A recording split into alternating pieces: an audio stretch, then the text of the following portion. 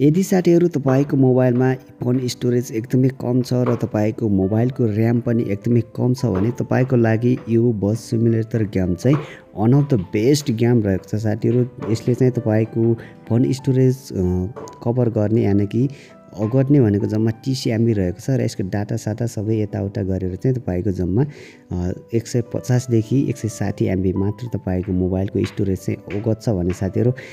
Hello and नमस्ते साथीहरू, तपाईहरु सबैजनालाई स्वागत छ साथीहरू स्मार्ट इन्फो नेपाल युट्युब च्यानलमा।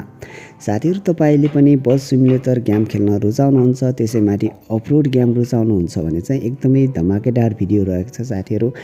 यो एप्लिकेसनले तपाईको मोबाइलको स्पेस ओगट्ने भनेको जम्मा 30 MB रहेको छ तपाईको, जुन कि तपाईले सिम्पली नर्मल तरिकाले डाउनलोड गर्न सक्नुहुन्छ। आफ्नो मोबाइल डाटा प्याकबाट पनि डाउनलोड गर्न सक्नुहुन्छ।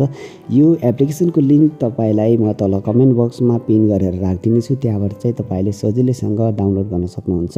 र साथीहरु यहाँनेर यो गेमको कुरा गर्नुहुन्छ भने चाहिँ गेम चाहिँ एकदमै बबाल नै रहेको छ साथीहरु। र यसरी यहाँनेर तपाईले वरिपरिको डाँडाकाँडाहरू हेर्न सक्नुहुन्छ। डाँडाकाँडा हेरिसकेपछि तपाईले लाग्नेछ साथीहरु म नेपालको जंगलको बाटो यानि कि पहाडको बाटोमा चाहिँ ड्राइभिङ गरिराखेको छु। र यहाँनेर तपाईले देख्न सक्नुहुन्छ वरिपरि बजारहरू रहेको छन्। र यसैगरी यो डाँडाकाँडा हेर्यो भने चाहिँ लाग्छ साथीहरु एकदमै रियलिस्टिक लाग्छ साथीहरु, जो कि तपाईले बस सिमुलेटर इन्डोनेसियामा भन्दा पनि यहाँनेर पाउन सक्नुहुन्छ। एकदमै छोटो स्पेस है, छोटो स्पेसमा चाहिँ तपाईले यो बस सिमुलेटर गेम खेल्न सक्नुहुन्छ। र यसमा चाहिँ तपाईले जति धेरै लेभल क्रस गर्दै जानुभयो त्यति नै तपाईले यहाँनेर अफरोड बाटोहरू चाहिँ पाउन सक्नुहुन्छ साथीहरु।